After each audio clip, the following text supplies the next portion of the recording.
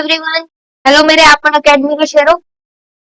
एक चैप्टर हमने ग्लोबलाइजेशन कर लिया था। अब हम तीसरा चैप्टर करने जा रहे हैं, money and credit. Chapter third, economics. Money means पैसा। देखो यहाँ लगा है ना इतना सारा कॉइन्स सोने के, ठीक है। तो मनी एंड क्रेडिट मतलब कि पैसे को कहीं से उधारी में लेना, उसे हम कहते हैं क्रेडिट। तो इस चैप्टर में हम क्या क्या पढ़ने वाले हैं, वो सारे पॉइंट्स मैंने आपके यहाँ लिख रखे हैं। बार्टर सिस्टम, ठीक है, ये एंशियंट टाइम का एक सिस्टम है, उसके बारे में। Modern forms of money, modern form barter system से हम मॉडर्न फॉर्म्स ऑफ मनी में आए, ये भी हम बताएंगे, ठीक है। फिर loan activity of banks, terms of credit, formal sector, credit in India, formal sector and informal sector का डिफरेंस, ये सारी चीजें जो जो बोर्ड्स में इंपॉर्टेंट होता है मैं आपको इसमें सब कुछ बताऊंगी, ठीक है। और सेल्फ हेल्प करूँ, ठीक है। तो स्टार्ट करते हैं बार्टर सिस्टम से। ओके, इतनी अच्छी पिक्चर लगाई हुई है ना। काश मेरे पास रॉक होता, काश मेरे पास स्टिक होती। अब दोनों के पास, एक के पास स्टिक है, उसे रॉक चाहिए, है ना। और जिसके पास रॉक है उसे स्टिक चाहिए। तो अब ये दोनों आपस में एक्सचेंज करेंगे, इसी को हम क्या बोल देते हैं, बार्टर सिस्टम, ठीक है। स्टार्ट करते हैं, बार्टर सिस्टम क्या हो रहा है, वो हो गया, ठीक है। वैसे ये फोटो ने सब कुछ समझा दिया, फिर भी मैं आपको दोबारा से समझाती हूँ। देखो, नेक्स्ट है आपका पर्सन वन, उसके पास है वी।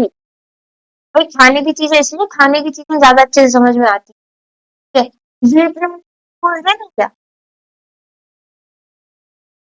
पर्सन टू, उसके पास है,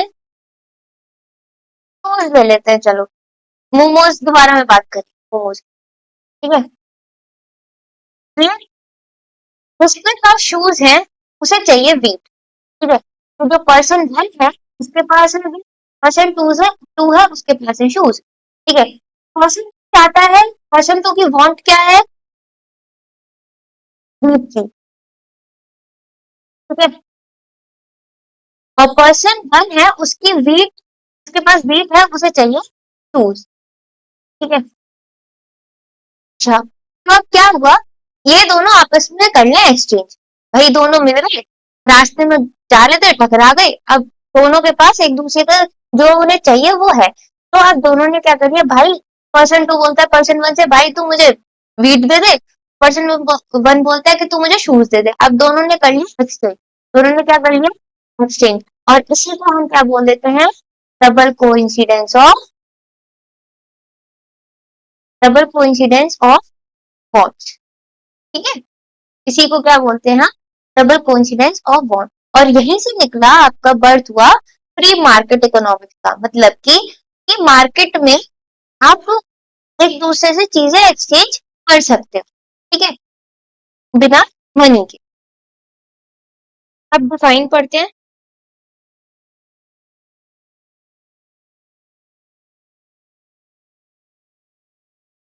व्हेन द टू पार्टी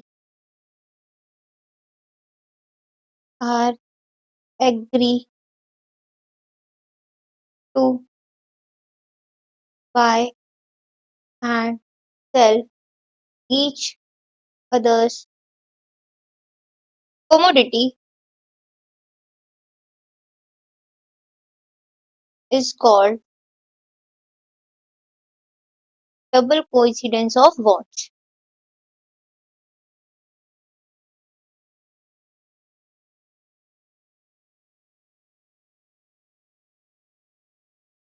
जब दो पार्टीज अलग एक दूसरे की सामान को खरीदने और बेचने के लिए तैयार हो, तो उसी को हम क्या बोलते हैं, डबल कोइंसिडेंस ऑफ बॉन्ड्स। और ये पुराने टाइम में एक तरीके से एक्सचेंज ऑफ मीडियम था, सामानों का एक्सचेंज होता था। लेकिन इसमें शॉर्टकमिंग्स क्या थी, शॉर्टकमिंग्स मतलब परेशानी। शॉर्टकमिंग्स थी पहली चीज, एक तो स्टोरेज। अब एक बात बताओ कि जब एक मिल्क ले लिया किसी ने, मिल्क ले लिया एक आदमी ने, और उसके बदले दे दिया वीट। अब वो जिस आदमी ने वीट लिया है, वो वीट उसने काफी ज्यादा ले लिया, तो अब वो उसे स्टोर कहाँ करे? और कुछ टाइम बाद खाने की चीजें तो खराब हो ही जाती है। दूसरी बात, लोगों को मिल पाना, कोइंसिडेंस हो पाना, मिल पाना या फिर एक दूसरे से एग्री कर पाना, ये एक बड़ी प्रॉब्लम थी। ठीक है, स्टोरेज एक बड़ी बड़ी प्रॉब्लम थी कि स्टोर नहीं कर पाते थे लोग। दूसरी बात क्या कहते हैं, अगर किसी इंसान के पास मिल्क है, ठीक है, उसने वीट अपने दे करके मिल्क तो खरीद लिया, लेकिन अब उसे चाहिए राइस। ठीक है, अब उसे ढूंढना पड़ेगा कि राइस, कोई मिल्क के बदले राइस देना चाहता हो, ऐसे इंसान को मैं ढूंढूं। एक प्रॉब्लम ये थी, तो इस वजह से क्या इन्वेंशन होता है हमारा, मनी का। Money means medium of exchange.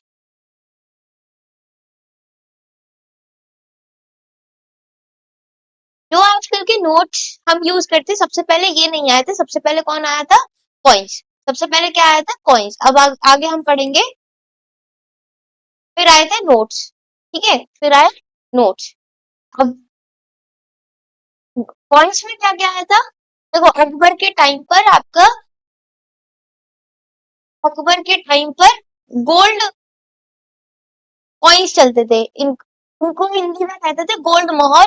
अरे यार, गुटके वाला नहीं, मैं ये कहना चाह रही हूँ अशरफियां। ठीक है, गोल्ड मोहर, वो मोहर बोलते थे उसको, लेकिन वो एक्चुअल में अशरफियां होती थी।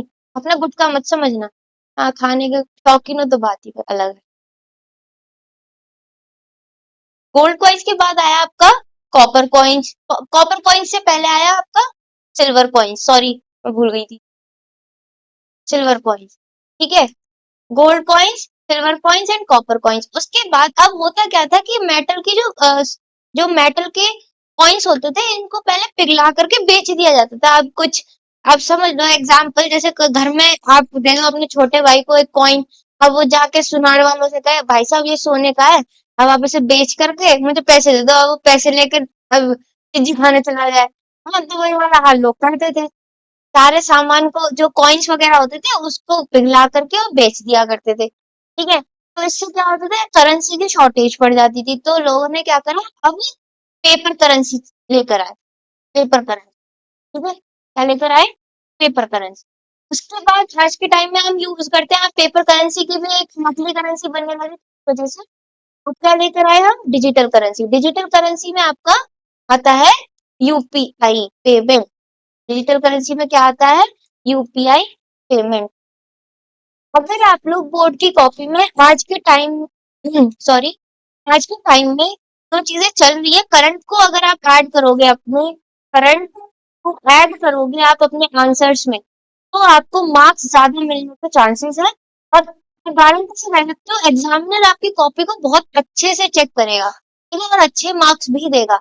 और जो आप करंट, जैसे मैंने ये बताया ना, यूपीआई पेमेंट, डिजिटल करेंसी, आप अगर इसको लिख कर आते हो, तो करंट जो आप लिखोगे और इसको हाईलाइट कर देना, तो एग्जामिनर बहुत ध्यान से आपकी कॉपी को चेक करके, अगर आपने कुछ मिस्टेक्स भी कर रखी होंगी ना आंसर्स में, तब भी वो आपको अच्छे मार्क्स देगा। तो आप ये चीज आप टिप्स को याद रखना थोड़ा सा। ओके, तो अब हम, और अभी डिजिटल करेंसी में अभी ई रूपी भी आने लग गया है, ई रूपी। ठीक है, और क्रिप्टो करेंसी भी। ठीक है, तो ये सारी चीजें आप लिखना अपने आंसर्स में, तो आपको मार्क्स अच्छे मिलेंगे। तो समझ में आया कि आपके किस तरीके से मीडियम ऑफ एक्सचेंज चेंज हुआ। ठीक है,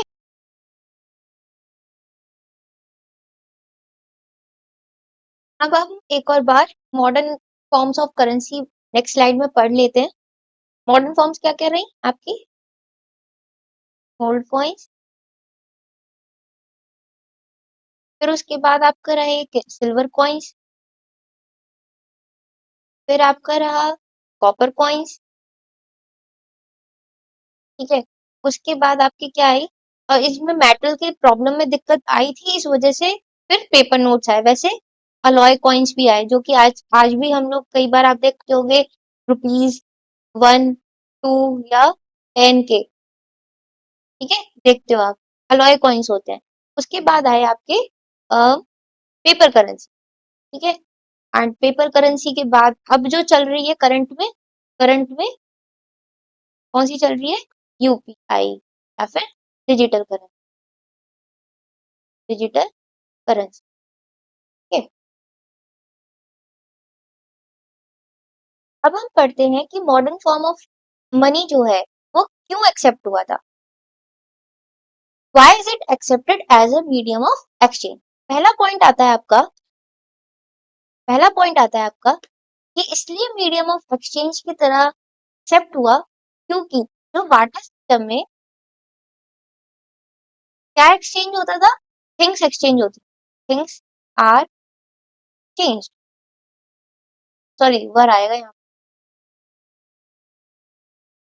थिंग्स वर एक्सचेंज। ठीक है, लेकिन अब उसमें हमने देखा कि क्या क्या शॉर्टकमिंग्स आई। तो फर्स्ट पॉइंट इसका बनता है कि इसकी वजह से जो हमारी मॉडर्न फॉर्म ऑफ करेंसी आई,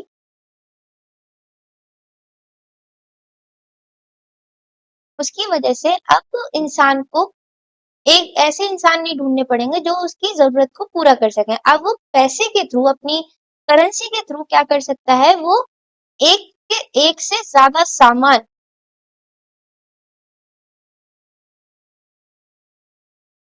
क्या कर सकता है, परचेज कर सकता है। ओके, क्या कर सकता है, परचेज कर सकता है। ठीक है, दूसरी बात, दूसरा पॉइंट आता है कि करेंसी हैविंग अ बैक,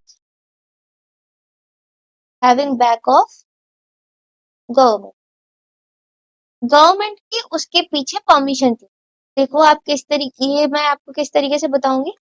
आज के टाइम में आरबीआई के governor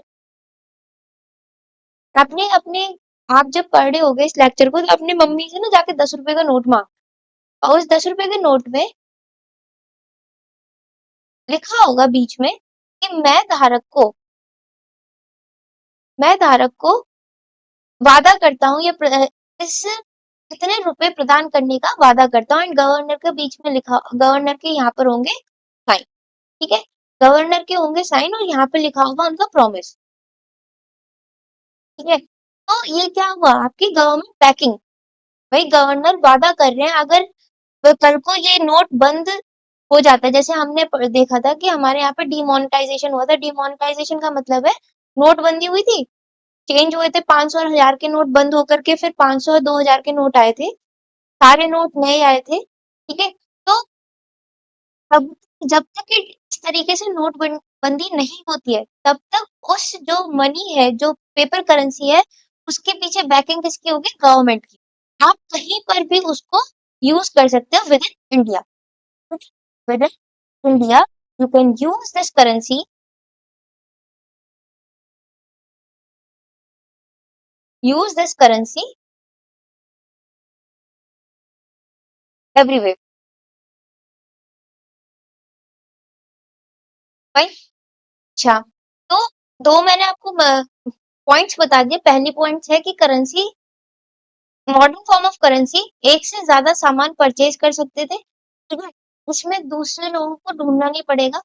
currency having a banking of government, it means कि गवर्नमेंट आपको वादा करती है कि आप उस करेंसी को, जो कि इंडिया के अंदर रुपी यूज करी जाती है, उस करेंसी को आप पूरे इंडिया में कहीं पर भी किसी को भी दे सकते हो, कोई भी उसको लीगली रिफ्यूज नहीं करेगा। ठीक है, अच्छा, दूसरी बात ये, तीसरा पॉइंट आपका ये है कि जो गवर्नमेंट है वही ओनली इशूड द करेंसी। यहाँ पे गवर्नमेंट एंड आरबीआई की बात कर रही हूँ। Government and RBI only issued the currency, other than them, other than them, no one can, no one can issue or release the currency, क्योंकि ये काम सिर्फ कौन कर सकता है, गवर्नमेंट एंड आरबीआई। इसकी वजह से कोई और करेंसी को रिलीज नहीं कर सकता है। एंड थर्ड लॉ क्या है हमारे यहाँ पर, हमारे यहाँ पे लॉज है। अब लॉज कहाँ है, in constitution, in constitution of India mentioned है कि हमारे इंडियन रुपी को पूरे इंडिया में कोई भी रिफ्यूज रिफ्यूज नहीं कर सकता। मतलब कि नॉट रिफ्यूज टू एक्सेप्ट, मतलब कि एक्सेप्ट करने के लिए रिफ्यूज नहीं कर सकता, मना नहीं कर सकता, एक्सेप्ट होगी ही होगी। तो इंडियन रुपी अब कहाँ पे चल सकती है? इंडियन रुपी इंडिया के अंदर कहीं पर भी पूरे इंडिया में इंडियन रुपी को सब एक्सेप्ट करेंगे, कोई भी मना नहीं करेगा, कोई भी रिफ्यूज नहीं कर सकता है। ठीक है, तो हमारी इंडिया अब ऐसा क्यों है? क्योंकि वो गवर्नमेंट बैकिंग है। ठीक है, गवर्नमेंट ने ये वादा करा हुआ है कि आप ऑल ओवर इंडिया कहीं पर भी उस करेंसी को जब यूज करोगे तो हर जगह आपका वो एक्सेप्ट होगी। ठीक है, अच्छा, अब आप एक इम्पोर्टेंट पॉइंट लिख लीजिए। इम्पोर्टेंट पॉइंट क्या है? देखिए, government of India government of India can only published coins and note of ₹1। Government of India क्या पब्लिश कर सकती है? सिर्फ और सिर्फ कॉइन्स एंड नोट। फाइन। उसके अलावा जितने भी other than this all currency can published by RBI.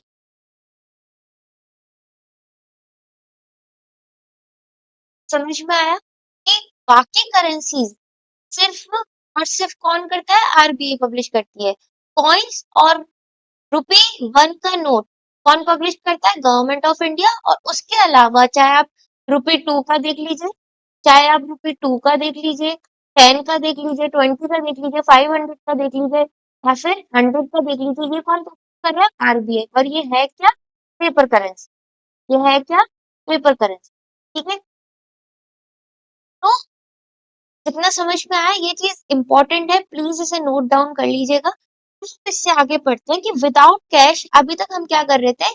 Cash में ट्रांजैक्शन कर रहे थे, कैश मनी के बारे में हम पढ़ रहे थे।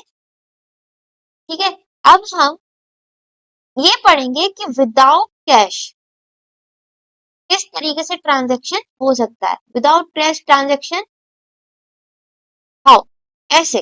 ठीक है, तो उससे पहले हम पढ़ेंगे कि डिपॉजिट विद बैंक्स। अब देखो, बैंक्स तो आपको पता ही है कि एक तरीके की कुछ ऐसी जगह जहाँ पर आप अपने अकाउंट खुला सकते हो, आप अपना अकाउंट खोल करके उसमें पैसे डिपॉजिट कर सकते हो, पैसे निकाल भी सकते हो। ठीक है, आप उसमें सेविंग्स भी कर सकते हो, आप वहां से लोन भी ले सकते हो। तो ये सारे काम कौन कहाँ पर होते हैं? बैंक्स के अंदर। ठीक है, अच्छा, अच्छा, अब उनके अंदर क्या होता है? डिमांड डिपॉजिट और चेक। अभी बैंक्स के बारे में पढ़ा, सबसे पहले हम पढ़ेंगे डिमांड डिपॉजिट क्या होता है। डिमांड डिपॉजिट वो डिपॉजिट्स जो एक किसी इंसान द्वारा करे जाएं और फिर डिमांड पर जब उसे जरूरत हो वो उन पैसों को निकाल ले, उसी को हम क्या बोल देते हैं? Demand deposit. मतलब कि those deposits those deposits in the bank sorry in the bank account, वो डिपॉजिट जो कि बैंक अकाउंट के अंदर करे गए हैं, can be withdrawn on demand, is called demand deposit. तो वो डिपॉजिट्स जो कि बैंक अकाउंट में करे गए हैं और उन्हें जब डिमांड हो, जब जरूरत हो, उन्हें निकाल लिया जाए, उन पैसों को निकाल लिया जाए, तो उसी को हम क्या बोल देते हैं? Demand deposit. समझ में आया? अच्छा, डिव- ये कब होता है? देखो, जैसे कई बार आप तुम अपने मम्मी पापा से पूछना कि बैंक अकाउंट में कई बार saving account and current account खोला जाता है। ठीक है, करंट अकाउंट खोला जाता है। सेविंग अकाउंट्स में क्या होता है कि किसी का जब पैसे बच जाते हैं खर्चा करने से, घर में कोई सामान, मम्मी पापा की सैलरी आती है, अब सैलरी आई, उसमें से कुछ खर्चा होगा, एक्सपेंसेस मतलब खर्चा, एक्सपेंडिचर होगा, ठीक है। उसके बाद कुछ पैसा बच गया सेव, या फिर आपका लेफ्ट सम मनी, ठीक है, कुछ पैसा बच गया, देन आपके मम्मी पापा ने क्या करा, उन्हें सेविंग अकाउंट में जाकर के क्या कर दिया, डिपॉजिट कर दिया, ठीक है, डिपॉजिट कर दिया। करंट अकाउंट में भी क्या होता है कि पैसा आया, मतलब कि कुछ भी पैसा आया उसे आपने डाल दिया, डिपॉजिट कर दिया, ठीक है, और फिर जब मन चाहा तब निकाल लिया, ठीक है। करंट अकाउंट होता है जो हर वक्त इस तरीके से कर, हर वक्त उसमें कुछ ना कुछ आप ट्रांजेक्शन करते रहते हो। सेविंग अकाउंट्स में क्या होता है कि जो मनी बच गया है आपने उन्हें सेव कर दिया, और उसको जब जरूरत हुई, जब नीड हुई, तब आपने उसे ऑन डिमांड क्या कर लिया, विड्रॉ कर लिया, ठीक है। समझ में आई बात? ओके। अब हम इससे आगे बढ़ते हैं चेक के बारे में। चेक क्या होता है? देखो, यहाँ पर एक कहानी लिखी गई है आपकी कि एम सलीम जो है वो लेदर सप्लायर को पेमेंट करते हैं, अब क्या यूज करके, चेक यूज करके, ठीक है। उनके पास कैश नहीं है, तो वो चेक यूज करके आपका क्या क्या करते हैं, पेमेंट करने की कोशिश करते हैं। अब इस पेमेंट का मतलब ये है कि वो जो अमाउंट है वो क्या कर रहे हैं, अपने चेक में भर देते हैं, और यहाँ पर नाम लिख देते हैं किसका, लेदर सप्लायर का, कि और अपने ये चेक जो है ये एक तरीके से ऑर्डर दे रहे हैं अपने बैंक को कि आप इस व्यक्ति को मेरे अकाउंट में से इतने पैसे निकाल करके दे दीजिए। और एम सलीम ने यहाँ पर अपने साइन कर दिए हैं, ठीक है। और यहाँ पे उनका अकाउंट नंबर है, यहाँ पर उनके बैंक का नाम लिखा हुआ है, यहीं पर बैंक का कोड भी लिखा हुआ है, ठीक है। आप अपनी एनसीईआरटी की बुक खोलिएगा, उसमें चेक बना हुआ है, आप प्लीज उसे ध्यान से पढ़िएगा क्योंकि उसके बेस पर केस स्टडीज आ जाती है। तो अब होता क्या है कि एम सलीम ने दिया, एम सलीम ने एक चेक दिया किसे, एक लेदर सप्लायर को जिनका नाम है प्रेम कुमार, क्या नाम है, प्रेम कुमार, ठीक है। उनके नाम पर चेक दिया, और एम सलीम ने उस चेक के अंदर अब एक अमाउंट लिख दिया, और साथ में साइन भी कर दी, ठीक है।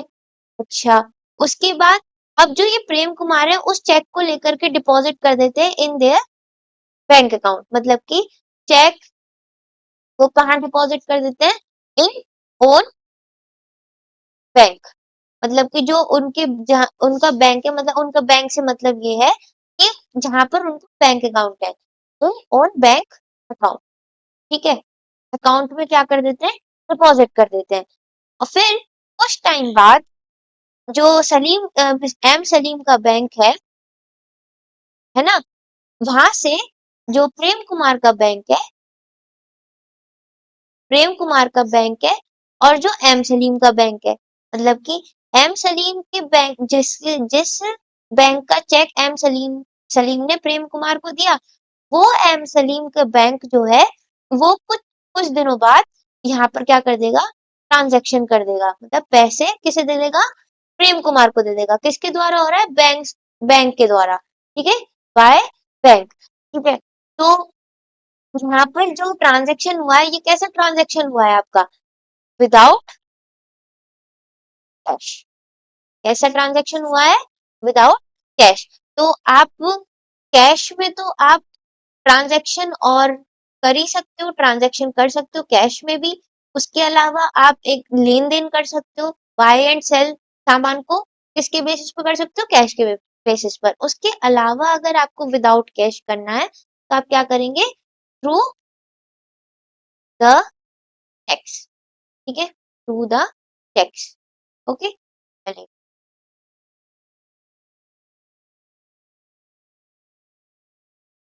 पढ़ते हैं loan activity in the banks. देखिए, लोन एक्टिविटी किस तरीके से होती है बैंक, देखो ये जो चार्ट है ना, इस ये चार्ट ये वाला जो चार्ट है इसे आप जरूर बना के आइएगा जब इस तरीके का क्वेश्चन आए, क्योंकि ये काफी ज्यादा मार्क्स फैचिंग है। ठीक है, ये मेरे 2023 में एक स्टूडेंट था, उसको मैंने ये चार्ट बनवाया था, कहा था मैंने कहा कि जब आपके बोर्ड एग्जाम में क्वेश्चन आए तो आप इसे बनाकर आना, एंड उसके काफी अच्छे मार्क्स आए एसएसटी में। तो अब हम पढ़ते हैं कि लोन एक्टिविटी ऑफ बैंक्स क्या होता है। लोन एक्टिविटी का मतलब है कि बैंक क्या करते हैं, बैंक देते हैं लोन्स, क्योंकि लोन्स के थ्रू ही बैंक को क्या मिलती है, इनकम। अब वो इनकम क्या होती है, बैंक की इंटरेस्ट क्या होती है, इंटरेस्ट। मान लीजिए कि आपने, वेट, मान लीजिए कि आपके बैंक अकाउंट में आपने आपका, मैं एक एग्जांपल ले लेती हूँ, जैसे यहाँ पे दिया हुआ है डिपॉजिटर्स।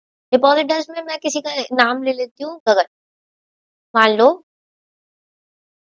गगन। ठीक है, ये एक डिपॉजिटर है।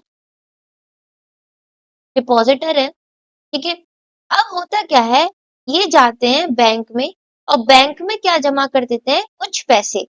जैसे मान लो 1000 रुपीज इन्होंने कर दिए डिपॉजिट, क्या कर दिए, डिपॉजिट। ठीक है, अब बैंक के पास कितने, और पहले से बैंक के पास 1000 रुपए थे। ठीक है, अब बैंक के पास पहले से 1000 रुपए थे, और अब गगन ने आकर के डिपॉजिट करके इसमें कितने, बैंक के पास कितने पैसे हो गए, अब टोटल हो गए मान लीजिए 2000 रुपीज। 2000 रुपीज इधर से आया कोई, मान लो किसी का भी नाम ले सकती हूँ मैं, जैसे मान लो ऋषभ नाम से कोई एक इंसान आया। ठीक है, अब वो इंसान क्या करने के लिए आया, यहाँ पे लोन लेने के लिए आया, कम हियर फॉर लोन। ठीक है, लोन लेने के लिए जब आया तो कितने रुपए का लोन आया, 1000 रुपए का लोन के लिए आया। ठीक है, बैंक के पास तो है 2000 रुपए, इसमें से 1000 रुपए बैंक ने ऋषभ को दे दी। उसके ऊपर उन्होंने बोल दिया कि आपको कुछ इंटरेस्ट भी, मान लीजिए 10% इंटरेस्ट क्या करना पड़ेगा, पे करना पड़ेगा। प्रिंसिपल अमाउंट तो क्या हो गया, 1000 रुपए, मेन अमाउंट तो कहते हैं मेन अमाउंट। ठीक है, उसके अलावा आपका 10% क्या पे करना है ऋषभ को, ऋषभ को क्या पे करना है, 10% का इंटरेस्ट किसे पे करना है, आपका बैंक को पे करेगा। ऋषभ किसे पे करेगा, बैंक को। और जो ये 10% है, यही एक्चुअल में बैंक की क्या होती है, इनकम। तो समझ में आया, मैं आपको ये चार्ट समझा देती हूँ। देखो, सेवर मान लीजिए गगन डिपॉजिट किया बैंक में, उसके बाद बैंक के पास आए बोरोवर, बोरोवर मतलब जो लोन लेना चाहते हैं, लोन टेकर। ठीक है, उन्हें कहते हैं बोरोवर। बैंक ने क्या करा, उन्हें दिया लोन। अब ये जो बोरोवर्स हैं, ये क्या करेगा, रीपेमेंट करेगा लोन का, जितना पैसा बैंक से लिया है तो वो वापस करेगा, ऊपर से उस बैंक के पैसे के ऊपर जो इंटरेस्ट लग रहा है, जैसे मैंने ये बताया 10%, ये 10% इंटरेस्ट क्या करेगा, पे करेगा बैंक को। कौन करेगा पे, सॉरी, कौन करेगा पे, बोरोवर। और उसके बाद ये जो बैंक है, ये जब ये जो डिपॉजिटर है, ये जब चाहे तो अपना पैसा बैंक से बाहर निकाल सकता है। दूसरा, अगर लंबे टाइम तक ये सेवर लंबे टाइम तक अपना पैसा बैंक में रखता है, तो बैंक इसे क्या पे करेगा, इंटरेस्ट। समझ में आई। तो इस तरीके से बैंक की लोन एक्टिविटी चलती है। ये आपके एनसीईआरटी का पेज है, एनसीईआरटी के पेज पे ये पिक्चर लगी हुई है। डिपॉजिटर्स कुछ वो लोग जो पैसा जमा करने के लिए बैंक में आए हैं, एंड कुछ लोग ये बोरोवर्स वो जो जो पैसा लेने के लिए आए हैं बैंक से। ठीक है, अच्छा, फिर ये वापस से बैंक को पे भी करेंगे, रीपे करेंगे, और किसके साथ, इंटरेस्ट के साथ। और जो ये डिपॉजिटर्स हैं, ये कभी भी इससे बैंक से पैसा निकाल सकते हैं, और अगर ये लंबे टाइम तक अपना पैसा बैंक अकाउंट में रखते हैं, तो बैंक इन्हें क्या पे करेगा, इंटरेस्ट पे करेगा। ठीक है, अच्छा, इनकम किस तरीके से होती है, ये जो बोरोवर्स हैं, इनके द्वारा जो इंटरेस्ट आता है बैंक को, वो बैंक की क्या होती है, इनकम होती है। ठीक है, क्योंकि जो डिपॉजिटर्स हैं इन्हें जितना इंटरेस्ट देता है बैंक, उससे कहीं ज्यादा इंटरेस्ट किनसे लेता है? बोरोअर्स से लेता है। डिपॉजिटर्स को जितना इंटरेस्ट देता है बैंक, उससे कहीं ज्यादा किससे लेता है इंटरेस्ट? बोरोअर्स से। तो इस वजह से आप मान लीजिए, मैं आपको एग्जांपल देके समझाती हूँ। जैसे मान लीजिए डिपॉजिटर है, उसने बैंक में 1000 रुपए जमा करे, क्या करे? डिपॉजिट करे। ठीक है, कहाँ डिपॉजिट करे? बैंक। ठीक है, दूसरा है बोरोअर, बोरोअर एंड उन्होंने क्या करा? बैंक से मांगे पैसे। क्या मांगा? लोन मांगा, लोन करा, चेक करा। लोन लिया किसने?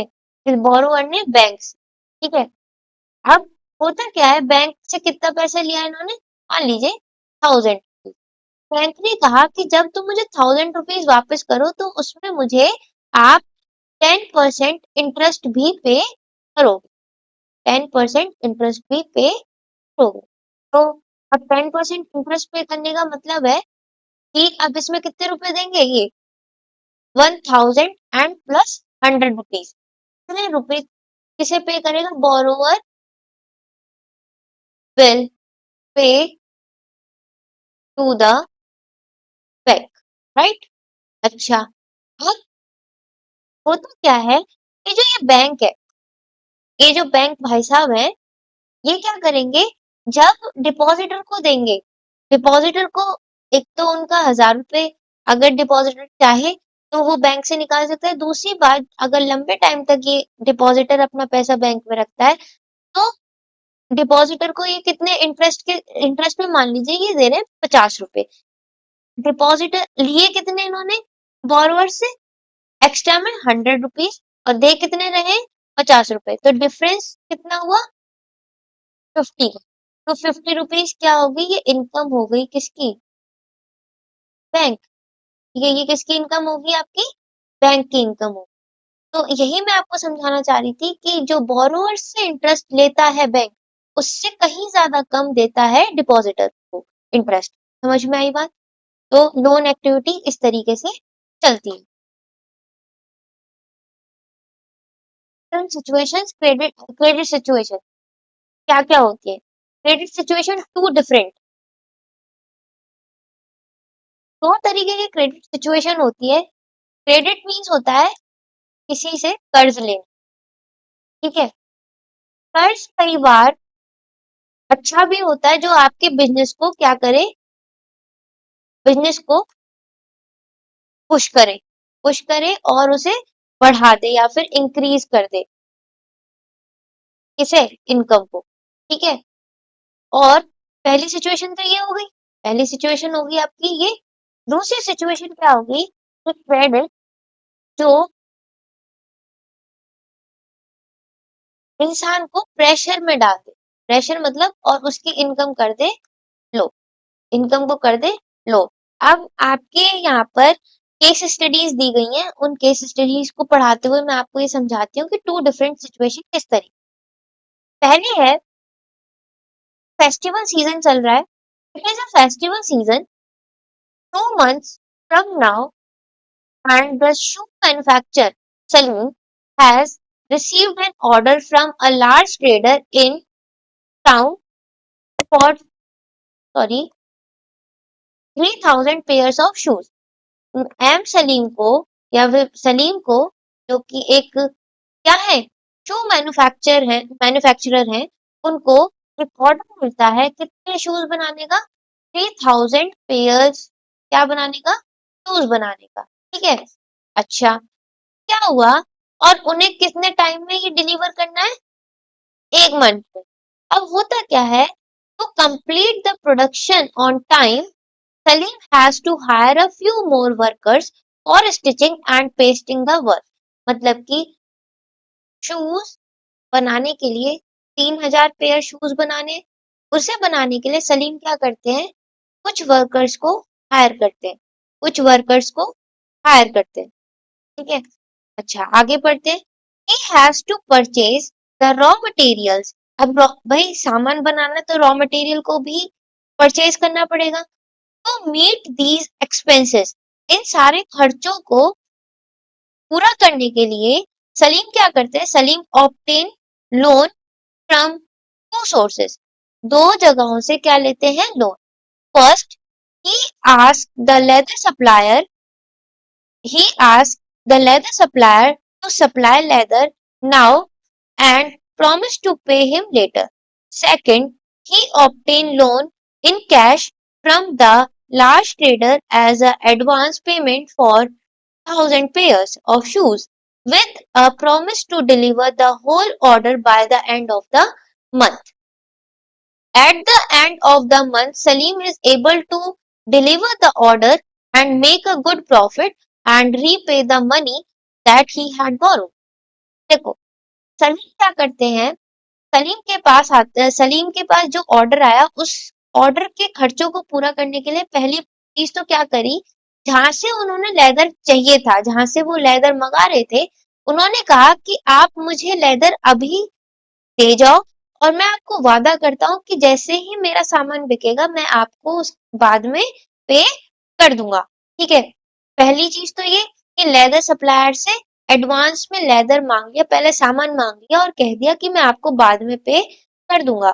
दूसरा उन्होंने क्या करा, जिस सप्लायर को या फिर जिस जहां पर उन्हें अपने 3,000 शूज का ऑर्डर देना था, वहां पे उन्होंने क्या करा, वहां से उन्होंने 1,000 पेयर्स के जो पैसे थे, मतलब कि जो पेमेंट था, 3,000 शूज का ऑर्डर है, उसमें से 1,000 शूज का जो पेमेंट है वो उन्होंने क्या करा, पहले ले लिया, एडवांस ले लिया। ठीक है, पहले ले लिया और ये प्रॉमिस करा कि मंथ के एंड तक वो क्या करेंगे, पूरे ऑर्डर को एक मंथ के अंदर अंदर डिलीवर कर देंगे। एंड द जब मंथ का एंड हुआ तो सलीम ने ऑर्डर को पूरा करा और एक अच्छा खासा प्रॉफिट कमाया। और जहां पर उन्होंने पैसे नहीं दिए थे, मतलब लेदर पहले मंगा लिया था और पैसे नहीं दे पाए थे, उसे पैसे दे दिए और दूसरा प्रॉफिट भी अर्न कर लिया।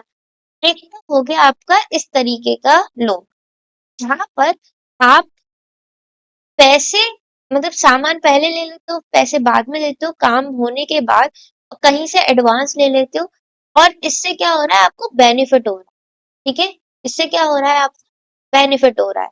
लेकिन अब दूसरी सिचुएशन देखते हैं, ये स्वप्ना की प्रॉब्लम, स्वप्नाज की प्रॉब्लम। ठीक है, स्वप्ना एक स्मॉल फार्मर है। अभी जो हमने पढ़ा वो हमने पढ़ा एक सलीम जो एक शू मैन्युफैक्चरर है, और उन्होंने क्या करा था, उन्होंने जहां से वो लेदर सप्लाई करवाते थे, जहां से वो लेदर लेते थे, उनको क्या करा, लेदर पहले ले लिया और पेमेंट बाद में करा। और दूसरी सिचुएशन ये थी, और उन्होंने जहां पर उन्हें अपना ऑर्डर देना था वहां से उन्होंने एडवांस ले लिया। लेकिन स्वप्ना की कहानी पढ़ते हैं, अब इसमें क्या है, स्वप्ना एक छोटी फार्मर है जो कि क्या उगाती है, मूंगफलियां उगाती है, ग्राउंड नट उगाती है। ठीक है, ऑन हर 3 एकड़ ऑफ लैंड, 3 एकड़ जमीन पर वो क्या उगाती है, ग्राउंड नट, मूंगफलियां उगाती है। ठीक है, she takes a loan from the money lender. अब देखो, इन्होंने क्या लिया, लोन लिया, कहां से लिया, एक मनी लेंडर से। ठीक है, और जो पिछली वाली सिचुएशन थी, उन्होंने जो लोन लिया था वो वहां से लिया था जहां पर उन्हें अपना पूरा ऑर्डर वैसे भी पूरा देना ही है, और वहां से उनको उल्टा सलीम को क्या आया, बाकी जो बचे हुए ऑर्डर का पैसा वो और आया। लेकिन स्वप्ना ने कहाँ से लिया था, मनी लेंडर से। ठीक है, अपने कल्टीवेशन के एक्सपेंसेस को पूरा करने के लिए, कल्टीवेशन जो उन्हें मूंगफली उगानी है, उस उगाने के लिए जो खर्चा होना है उसके लिए उन्होंने पैसा कहाँ से लिया था, मनी लेंडर से। और उन्होंने ये होप किया था, उन्होंने ये विश करी थी कि अगर मूंगफली की फसल अच्छी हो गई और हार्वेस्ट के बाद जो बेचने के बाद जो उनको पैसा मिलेगा वो उससे अपना लोन पे कर देंगे जो उन्होंने मनी लेंडर से लिया। लेकिन सीजन था, उसी बीच क्या हुआ, क्रॉप को कीड़ों ने खा लिया और क्रॉप क्या हो गई, फेल, क्रॉप अच्छे से नहीं उग पाई, जिसकी वजह से Swapna sprays her crop with the expensive pesticides. अब अब होता क्या है कि जो स्वप्ना की जो फसल थी, एक तो उसे कीड़ों ने खा लिया, दूसरा स्वप्ना को क्या करना पड़ा, उसके ऊपर उस अपनी फसल के ऊपर बहुत महंगे पेस्टिसाइड जिससे कि वो कीड़े मर जाएं, वो स्प्रे छिड़कना पड़ा।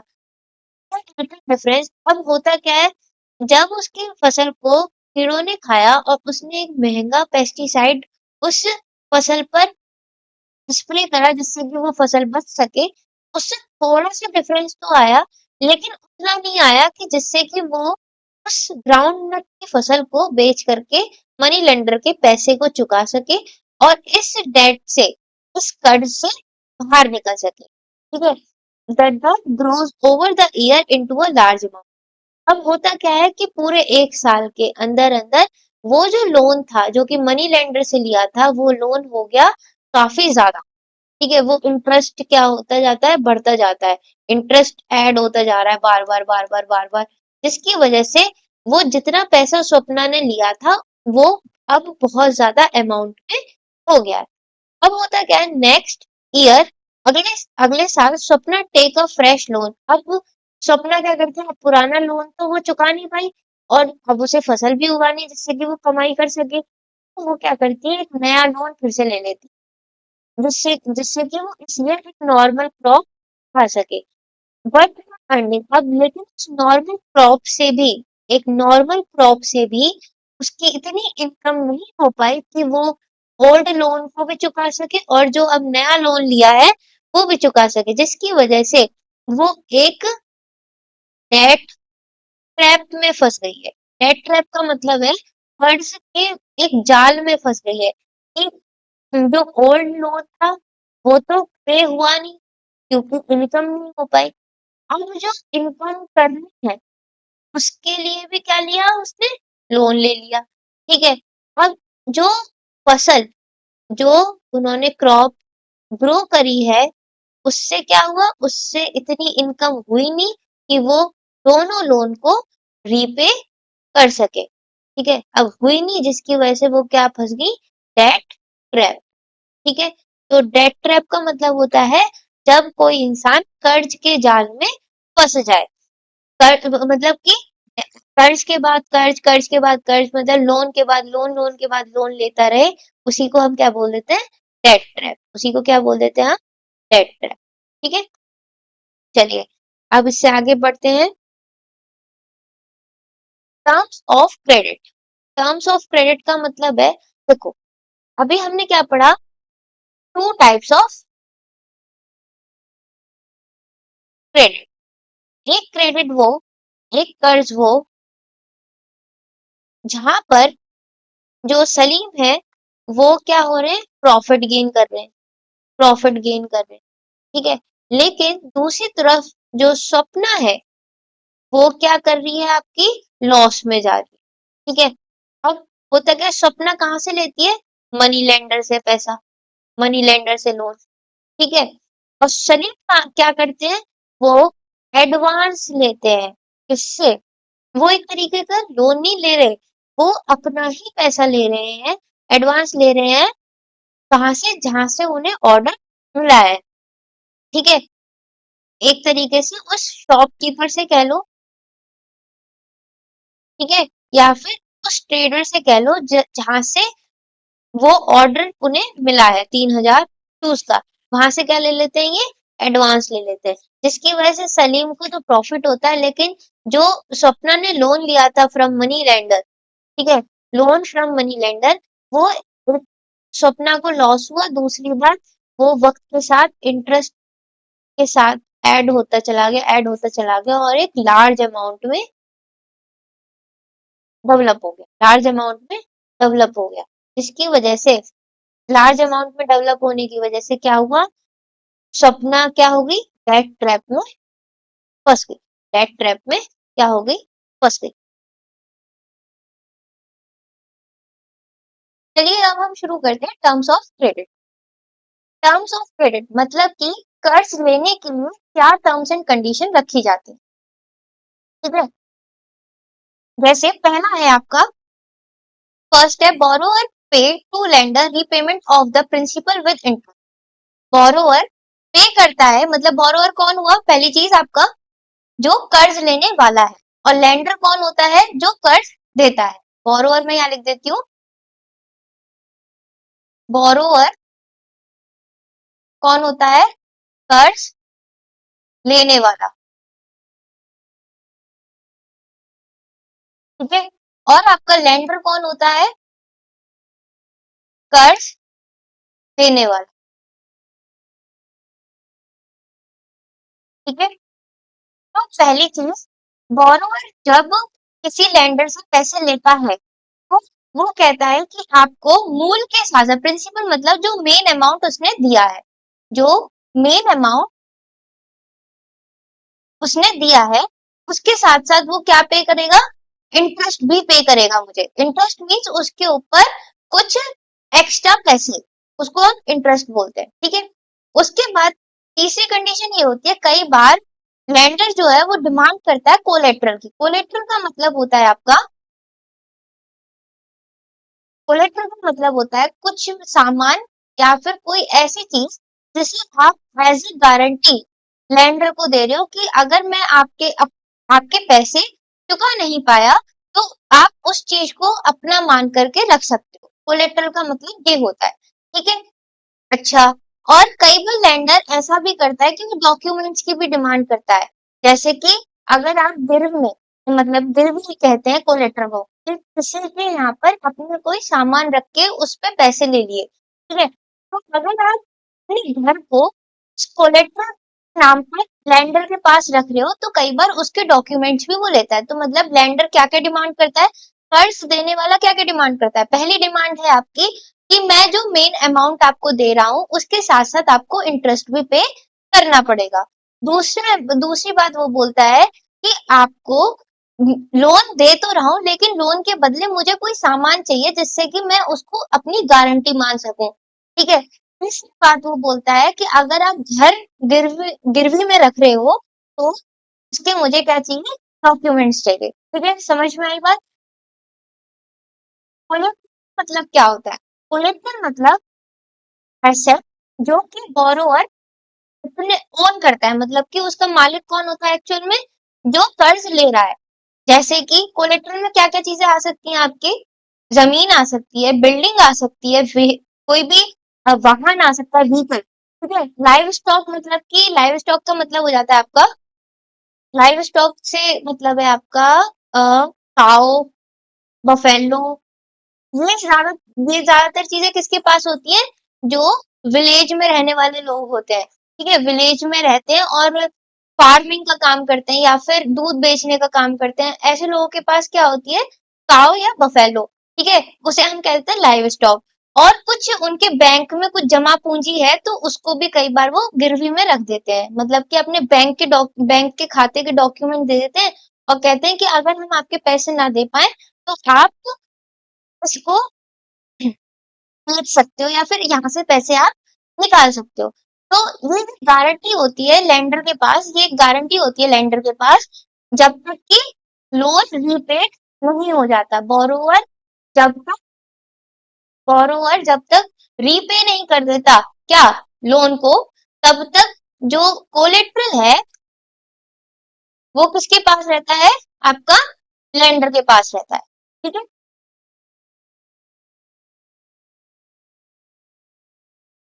चलिए अब हम आगे पढ़ते हैं, formal sector credit in India. Formal sector मतलब कि जहाँ पर चीजें फॉर्मल वे में होती हूँ, मतलब फॉर्मल और इनफॉर्मल, जैसे फॉर्मल कपड़े और इनफॉर्मल कपड़े के बारे में जानते हो, कैजुअल कपड़े, है ना, वैसे ही होता है आपका formal sector and informal sector, ठीक है। फॉर्मल सेक्टर में आते हैं बैंक्स, इनफॉर्मल सेक्टर में आते हैं मनी लेंडर्स हो गए आपके, और आपके ट्रेडर्स हो गए। इसके अलावा आपके कौन हो गए, फैमिली मेंबर्स हो गए, ठीक है, या फिर आपके फ्रेंड्स हो गए। इसमें हम पढ़ने वाले हैं फॉर्मल सेक्टर और इनफॉर्मल सेक्टर का डिफरेंस भी पढ़ेंगे। इंडिया में सबसे ज्यादा कहाँ से कर्ज लिया जाता है उसके बारे में बात करेंगे। फॉर्मल सेक्टर किस तरीके से ग्रो करना चाहिए और फॉर्मल सेक्टर से लोन लेने के क्या फायदे हैं, ये हम पढ़ेंगे, ठीक है? तो स्टार्ट करते हैं। फॉर्मल सेक्टर, पहली बात तो ये वो एरिया या फिर वो जगह जहाँ से आप डॉक्यूमेंट्स, जिसमें कि सब कुछ है, मतलब रजिस्टर्ड है,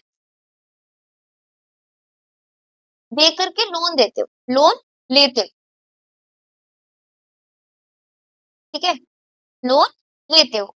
इनफॉर्मल सेक्टर है जहां पर आपको डॉक्यूमेंट्स देने की जरूरत नहीं पड़ती, बस आपने बोल दिया और लोन आपको या फिर कर्ज आपको मिल गया। जैसे ऐसा होता है कई बार, आप लोग तो 10th क्लास में हो, बट मेरे हिसाब से 10th क्लास में भी ये सब चीजें होनी शुरू हो चुकी हैं अब तो। लेकिन जैसे जैसे थोड़े से बड़े हो गए, लड़के क्या करते हैं, अपने दोस्त को फोन करते हैं, भाई यार 100 रुपए दे दे, घर वाले नहीं दे रहे पैसे, है ना? या फिर ऐसा होता है, अरे यार गर्लफ्रेंड घुमाने लेके जानी है, जरा दिया 1000 रुपए, डालियो यूपीआई, डालियो यूपीआई, है ना? तो वो क्या हो गया आपका इनफॉर्मल सेक्टर। समझ में आई बात? तो informal sector and formal sector में ये सबसे बड़ा डिफरेंस है। ऐसा तो है नहीं बैंक में जाके कहोगे कि सर, मैनेजर से बोलोगे सर मुझे अपनी गर्लफ्रेंड घुमाने जाना है, इसलिए आप मुझे 10,000 रुपए दे दो, ऐसे तो वो देगा नहीं। हाँ, तो जहां पर आपको डॉक्यूमेंट्स देने पड़े वो जगह होगी फॉर्मल, और जहां पर आपको सिर्फ बोल करके आपको पैसे मिल जाए वो हो गई इनफॉर्मल।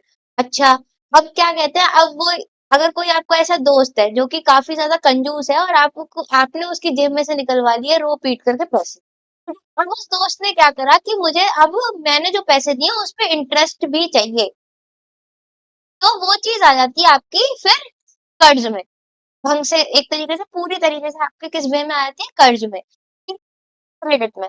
वरना तो हम कहते हैं दोस्ती में पैसे दे दिए भाई, है ना? तो अब वो फॉर्मल सेक्टर इनफॉर्मल सेक्टर जो है वो आपका रूरल इंडिया के अंदर उसका क्या यूज है, किस तरीके से कौन सी सेक्टर को सबसे ज्यादा यूज करा जाता है, हम अब वो पढ़ते हैं। अब हम इस टॉपिक को और अच्छे से पढ़ते हैं। फॉर्मल सेक्टर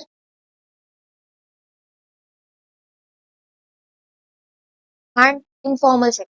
तो पहले फॉर्मल सेक्टर की कैरेक्टरिस्टिक्स पढ़ते हैं। पहला, फॉर्मल सेक्टर में क्या क्या आते हैं, banks and cooperative agency, cooperative agency आ जाती है, ठीक है? अब बैंक्स एंड कोऑपरेटिव एजेंसी किसके सुपरविजन में होती है, इन्हें सुपरवाइज कौन करता है? इन्हें सुपरवाइज करता है आपका आरबीआई। आरबीआई क्या है? सेंट्रल बैंक ऑफ इंडिया, ठीक है? हेड ऑफ द बैंक, ठीक है? Head central bank of India है, और ये है क्या, हेड ऑफ द बैंक। अभी इसके फंक्शंस भी पढ़ाऊंगी क्योंकि क्वेश्चन आता है। उसके बाद ये बैंक्स, फॉर्मल सेक्टर में क्या होता है, आप जब लोन लेने जाते हो तो लोन जितनी भी आपकी प्रोसेस होती है वो सारी की सारी डॉक्यूमेंट बेस्ड होती है, डॉक्यूमेंट बेस्ड होती है, ठीक है? अब इस डॉक्यूमेंट में क्या है कि जैसे इंटरेस्ट पे कितना करना है, इंटरेस्ट पे हाउ मच, ठीक है? वो क्या होगा, रिटर्न होगा, ठीक है? लोन की रीपे करने की ड्यूरेशन, वो क्या होगी आपकी, रिटर्न होगी, ठीक है? उसके अलावा आपका जो लोन रीपे करने की बात हो गई, उसके बाद अगर ईएमआई, जो प्रिंसिपल अमाउंट है, जो मेन अमाउंट जितना आपने लोन लिया है उसकी किस्त बांध हो गई, तो ईएमआई जो है वो भी रिटर्न में होगी, कितने ईएमआई बांध, ठीक है? ठीक है। अच्छा, लेकिन इनफॉर्मल सेक्टर में क्या होता है आपका, इनफॉर्मल सेक्टर में ये सारी चीजें रिटर्न में नहीं होती हैं। लोन तो मिल जाता है क्योंकि आप इनफॉर्मल सेक्टर में किससे लोन ले रहे हो, आप अपने फ्रेंड से ले रहे हो, ठीक है, फैमिली से ले रहे हो, तो वहां पर तो, या फिर आप किसी मनी लेंडर से ले रहे हो जो कि आपको इनफॉर्मल वे में, आपने बोला उसने पैसे दे दिए, आपसे कुछ चीजें गिरवी में रखवा ली, कोलेटरल के रूप में रखवा ली, और उसके आपको लेके जोखिम में कुछ भी पैसा नहीं दिया, ठीक है?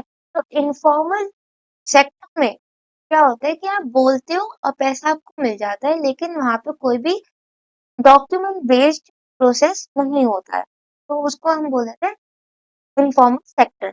और लोन को फिर उसमें जो रीपे करने का अमाउंट है, ठीक है, वो कभी भी चेंज किया जा सकता है, इंटरेस्ट कभी भी चेंज किया जा सकता है क्योंकि कुछ भी रिटर्न तो है नहीं, तो ये सारी चीजें वो लोग अपने मन से, जो जिनसे भी आप पैसा लेते हैं, वो लोग अपने मन से चेंज कर देते हैं। लेकिन आपका फॉर्मल सेक्टर में ऐसी चीजें नहीं होती है। यहाँ पे क्या होता है कि डॉक्यूमेंट पे सब कुछ लिखा होता है। ठीक है, तो ये तो हो गया आपका फॉर्मल सेक्टर और इनफॉर्मल सेक्टर। अब मैं इससे आगे भी इसके बारे में पढ़ाऊंगी, लेकिन उससे पहले हम पढ़ेंगे फंक्शंस ऑफ आरबीआई। आरबीआई के फंक्शंस क्या क्या होते हैं? देखिए, पहली चीज, आरबीआई है क्या? RBI is the central bank of India. Central bank of India, ठीक है। ये India central bank of India का मतलब है head of the bank. Head of the bank, ठीक है। तो ये है क्या? हेड ऑफ द बैंक, ठीक। इसलिए हमने ये पहला पॉइंट बोल दिया कि आपका RBI is central bank of India. RBI क्या है? आरबीआई जाना जाता है bankers of the bank. Bankers of the bank का मतलब है कि जब जो छोटे बैंक होते हैं, स्मॉल बैंक कह लो या फिर कॉमर्शियल बैंक कह लो। कॉमर्शियल बैंक कौन कौन कौन से होते हैं? जैसे कि एचडीएफसी, जैसे कि आपका एक्सिस बैंक, इनका नाम तो सुना ही होगा, एक्सिस बैंक, ठीक है। आपका और क्या हो गया? आपका एक्सिस बैंक के अलावा आईसीआईसी बैंक हो गया, एसबीआई बैंक हो गया, ठीक है। ये सारे बैंक क्या हो गए? Commercial bank. जब इन बैंक्स को कोई प्रॉब्लम आती है रिलेटेड टू मनी, तो ये आसपास बाकी सब बैंक से भी पूछ लेते हैं। अपनी अपनी तरफ से वो सारी कोशिश करने के बाद जब बिल्कुल ही उनके पास कोई रास्ता नहीं बचता, तो वो कहाँ जाते हैं? आरबीआई के पास। आरबीआई क्या है? इनके लिए एक तरीके से लास्ट होप, जहाँ पर ये मिल करके, जहाँ पर ये जा करके अपने लिए हेल्प लेते हैं, अपने लिए हेल्प लेते हैं। इसलिए हम क्या बोलते थे रिजर्व बैंक ऑफ इंडिया को? Bankers of the bank. क्योंकि और सारे कॉमर्शियल बैंक जो है वो, उनका बैंक कौन होता है? कॉमर्शियल बैंक्स का भी बैंक कौन होता है? आरबीआई, ठीक है। यहाँ पे मैंने रीजन भी लिखा हुआ है, और ये भी एक रीजन है कि वहां पे ये हेल्प मांगने के लिए जाते हैं, छोटे बैंक। अच्छा, उसके बाद आपका क्रेडिट एक्टिविटीज जो कि एक फॉर्मल सेक्टर में हो रही है, वो कौन सुपरवाइज करता है? आपका आरबीआई। ये देखो, मैंने आपको बताया हुआ है कि बैंक्स को सुपरवाइज कौन करता है? आपका आरबीआई, ठीक है। देख रेख करना, उनको गाइड करना, ये क्या हो जाता है? सुपरविजन, सुपरवाइज करना। उसके बाद मैंने आपको बताया हुआ है कि ₹2 से लेकर के ₹500, जो कि अभी इंडिया में सबसे हायर रुपी है, नोट है, वो कितने का है? 500 का। तो वो पब्लिश कौन करता है? आपका आरबीआई, ठीक है। अच्छा, आरबीआई जो है वो मनी सप्लाई को रेगुलेट करती है। अब मनी सप्लाई क्या है यहाँ पर? देखो, मनी सप्लाई का मतलब है जब मार्केट में, अभी मैं पूरी चीज़ समझाऊँगी। मार्केट में जब मनी कितना इनफ्लो करना है और कितना आउटफ्लो करना है, वो सब कौन डिसाइड करता है? इनफ्लो और आउटफ्लो मनी का, वो मार्केट में आरबीआई। देखो, पहली चीज क्या है आपका? इन्फ्लेशन के बारे में सुना है? इन्फ्लेशन मतलब महंगाई। ये गाना तो सुना ही होगा, महंगाई डायन मार जात है। तो वो, अगर नहीं सुना है तो यूट्यूब पे सर्च करना, आपको मिल जाएगा। तो मेरी मम्मी बोलती है कि बहुत महंगा हो गया है सामान, बहुत महंगा हो गया है। आपकी मम्मियाँ भी बोलती होंगी बहुत महंगा हो गया है सामान, इतना तो नहीं था, पहले तो इतने का था, अब तो इतने का हो गया है। तो क्या वो क्या बताना चाह रही है? कि वो बताना चाह रही है कि चीजों के दाम बढ़ चुके हैं, चीजों के प्राइस बढ़ चुके हैं। और रेजिंग ऑफ द प्राइस मतलब raising of the price of goods and services is called, क्या कहते हैं इसको? इन्फ्लेशन, ठीक है। जब चीजों के दाम बढ़ने लगे, चीजों के सामान के दाम बढ़ने लगे, तो उसी को हम क्या बोल देते हैं? इन्फ्लेशन। और ये जो इन्फ्लेशन है, जब ज्यादा हो जाती है, इन्फ्लेशन अगर बहुत ज्यादा हो जाती है, तो उसको कम करने के लिए कौन क्या करते हैं? आरबीआई क्या करता है? पैसे को आउटफ्लो करता है, पैसे को खींचता है या बाहर निकालता है। ये चीजें अभी आपके सिलेबस में नहीं है, तो मैं इतना बस इतना बताना चाह रही हूँ कि इन्फ्लेशन को कंट्रोल करने के लिए तो मनी की सप्लाई किया जाता है, कंट्रोल किया जाता है।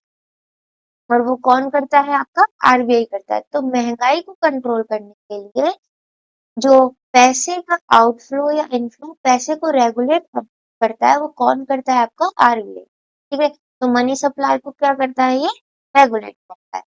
और आरबीआई। सिर्फ इस पॉइंट को थोड़ा याद रखना, और इसे ना जब अगर आए फंक्शंस लिखने के लिए आरबीआई के ऊपर, तो आप इसे ना लिखना और हाईलाइट करके जाना, वहां पे हाईलाइट कर देना। तो पता है एग्जामिनर आपको हो सकता है थोड़े से मार्क्स काटने वाला हो तो काटे ना, ठीक है, क्योंकि ये एक बहुत अच्छा और बहुत ही यूनिक सा क्या है आपका वो है पॉइंट है, ठीक है।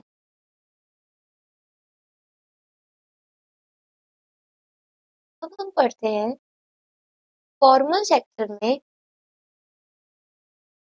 फॉर्मल सेक्टर और इनफॉर्मल सेक्टर में से कौन से सेक्टर सबसे ज्यादा कहाँ यूज होता है, रूरल इंडिया में कौन सा सेक्टर सबसे ज्यादा यूज किया जाता है। देखो, रूरल इंडिया की इसलिए हम बात करेंगे क्योंकि रूरल इंडिया में क्या होती है आपकी फार्मिंग, ठीक है, फार्मिंग होती है। ऐसा नहीं है कि आपका टाउन्स वगैरह में या डिस्ट्रिक्ट में या फिर स्टेट वाइज में अगर आप शहरों में देखो, सिटी में देखो, तो वहां पे लोन की जरूरत नहीं पड़ती, पड़ती है। तो हम यहाँ पे सिचुएशन देखते हैं, अगर आपके गरीब इंसान की सिचुएशन सुधर रही है, मतलब कि देश अच्छा हो रहा है, देश कामयाब हो रहा है। लेकिन अगर आपके यहाँ पर अमीर की सिचुएशन तो अच्छी होती जा रही है और गरीब की गरीब होती जा रही है, तो वो देश खतरे में है, ठीक है। अच्छा, तो रूरल इंडिया के बारे में हम इसलिए बात करते हैं इस टॉपिक में या फिर इस बारे में कि रूरल इंडिया में सब आपको याद हो, अगर आपने कभी गांधी जी के बारे में पढ़ा हो या फिर कभी इंडिपेंडेंस के टाइम पे पढ़ा हो, तो गांधी जी ने एक लाइन बोली थी कि असली भारत गांव में बसा बसा हुआ है। असली भारत कहाँ बसा हुआ है? गांव में। तो अगर गांव बढ़ेंगे तो हम मानेंगे कि हाँ हमारा देश कामयाब हो। तो रूरल इंडिया में क्या होती है? फार्मिंग। तो रूरल इंडिया में काफी लोग भी हैं। भाई हमें पता है कि एग्रीकल्चर में आज भी हमारे भारत के काफी ज्यादा लोग किसमें इंडल्ज है, किसमें लगे हुए, एग्रीकल्चर में, ठीक है। तो जो रूरल इंडिया है वहां पे हर तरीके का इंसान, ऐसा एक तो हो गया आपका लिटरेट, लिटरेट मतलब थोड़ा बहुत पढ़ा लिखा, और एक हो गया आपका इलिटरेट, ठीक है। अच्छा, तो गांव में कौन से सबसे ज्यादा सेक्टर आपके यूज करे जाते हैं? देखिए मैंने ना अब एक ग्राफ ये लगाया हुआ है कि क्रेडिट का सोर्स, क्रेडिट मतलब लोन का सोर्स, कहाँ पर रूरल इंडिया में कहाँ पर कितना ज्यादा होता है। देखो, ये जो है आपके अदर इनफॉर्मल एजेंसीज और ये relatives and friends, money lenders, landlord, other formal agencies, ठीक है। देखो, ये वाला जो एरिया है, अब ये 2019 का डेटा आ चुका है, तो ये थोड़ा सा आपको बढ़ा सा दिखेगा। देखो, 5% कहाँ से मिल रहे हैं? अदर फॉर्मल एजेंसीज से। कॉर्पोरेटिव बैंक्स एंड सोसाइटी से 10% लोग ले रहे हैं, और 51% क्या हो रहा है? कॉमर्शियल बैंक आपका लोन दे रहे हैं। अब ये रेट बढ़ा कैसे, ये परसेंटेज बढ़ी कैसे? बाकी जगह यहाँ पे परसेंटेज घटी है, लेकिन अभी भी इनफॉर्मल सेक्टर से क्या लिया जाता है? आपका लोन लिया जाता है। तो पहली चीज, 2019 के डेटा के हिसाब से आपको कॉमर्शियल बैंक से अब क्या लिया जाता है? लोन ज्यादा लिया जाता है। बैंक से लोन क्या लिया जाता है? ज्यादा लिया जाता है। क्यों? क्योंकि अभी कॉमर्शियल बैंक क्या है, अब गांव तक भी पहुंचने लगे हैं और लोगों को जानकारी होने लगी है। लोग डॉक्यूमेंट अपने पास रखने लगे हैं इस वजह से। लेकिन पहले क्या होता था? पहले किस एरिया से लिया जाता था सबसे ज्यादा? इनफॉर्मल सेक्टर से। क्यों? वाई? क्योंकि यहाँ पर एक तो डॉक्यूमेंट्स की जरूरत नहीं पड़ती, documents, no need of document किसके अंदर? इन इनफॉर्मल से, ठीक है। इनफॉर्मल सेक्टर में आपका किसकी जरूरत नहीं पड़ती? डॉक्यूमेंट्स की जरूरत नहीं पड़ती, ठीक है। No guaranteed, no guarantee, guarantee नहीं चाहिए होती है तुरंत कि जी क्या कहते हैं, गारंटी दो और उसके बाद ही आपको पैसा मिलेगा, ठीक है। आप कोलेट्रल दोनों सेक्टर्स में रखते हो। आप गोल्ड लोन के बारे में सुना है? गोल्ड लोन, ठीक है। तो क्या सोना रखो और लोन ले लो, ये चीज आपकी फॉर्मल सेक्टर में भी होती है और इनफॉर्मल सेक्टर में भी। लेकिन फॉर्मल सेक्टर में सिक्योरिटी होती है बोरोवर को भी, और जो पैसा दे रहा है बैंक उसको भी, ठीक। और सब कुछ रिटर्न में होता है कि कितना इंटरेस्ट पे करना है, कितनी ईएमआई बनेगी, कितना ज्यादा आपका क्या कहते हैं, इंटरेस्ट पे पे करना, ईएमआई बनेगी, उसके बाद आपका कितने टाइम तक देना है और कितने टाइम में टोटल पे करना है, वो सब कुछ आपको किस में होता है, रिटर्न में होता है। लेकिन इन्फॉर्मल सेक्टर में क्या नहीं होता, डॉक्यूमेंट्स की कोई जरूरत नहीं पड़ती, रिटर्न में भी कुछ नहीं होता। तो इन्फॉर्मल सेक्टर में क्या करते हैं, इलीगल क्राइम्स करके क्या करते हैं, रिकवरी, अपने पैसे को रिकवर करने के लिए ये इलीगल इन्फॉर्मल सेक्टर क्या करता है, कुछ भी कर सकता है। ठीक है, कोलेट्रल कोलेट्रल भेज देगा या फिर कोलेट्रल को खराब कर देगा और कोलेट्रल पे हक जमाने लग जाएगा। तो ये काफी ज्यादा चीजें होती है। तो 2019 में क्या हुआ, 2019 का जो डेटा लिखा हुआ है इसमें आपके, जो मैंने नई एनसीईआरटी में जो ग्राफ है उसको देख करके लगाया है यहाँ पर। तो 2019 में जो कॉमर्शियल बैंक थे वो आपके कहाँ पहुंच रहे हैं, गाँव में पहुंच रहे हैं। और लोग जो है वो अब पहले क्या थे, पहले पढ़े लिखे नहीं थे उतने कि वो समझ पाए कि फॉर्मल बैंक से पैसा लेना ज्यादा अच्छा है बजाय इनफॉर्मल के। तो वो क्या करते हैं, वो किससे चले जाते थे, इनफॉर्मल के पास। लेकिन अब क्या है, लोग पढ़े लिखे हो गए गांव के भी, तो वो अब फॉर्मल सेक्टर से लोन लेते हैं। लेकिन जो बची कुछ ही परसेंटेज है जो इनफॉर्मल सेक्टर से लोन लेती है, वो क्यों लेती है, क्योंकि इनफॉर्मल सेक्टर में डॉक्यूमेंट्स की कोई जरूरत नहीं है, डॉक्यूमेंट्स जरूरत नहीं है। लेकिन और जो लोग हैं जो इनफॉर्मल सेक्टर से लोन ले रहे हैं उनके पास डॉक्यूमेंट है नहीं। डॉक्यूमेंट की प्रॉब्लम की वजह से और क्या कहते हैं, ट्रस्ट ना होने की वजह से लोग क्या करते हैं, इनफॉर्मल सेक्टर से जल्दी पैसा ले लेते हैं, फॉर्मल सेक्टर से बाद में पैसा। समझ में आया? अच्छा, अब हम पढ़ते हैं कि इनफॉर्मल और फॉर्मल सेक्टर की वजह से क्या प्रॉब्लम होती है। पहला डिफरेंस पढ़ते हैं, फिर उसके बाद हम पढ़ेंगे आपका कि सेल्फ हेल्प ग्रुप क्यों अब बैंक्स किस तरीके से फैल रहे हैं और अब इनफॉर्मल सेक्टर की तरफ भागने वाले लोगों को अब फॉर्मल सेक्टर ज्यादा अच्छा लगने लगा है। कैसे?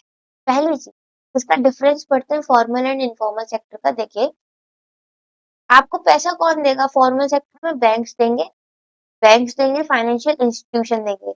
इनफॉर्मल सेक्टर में कौन देगा, money lender, friends and family.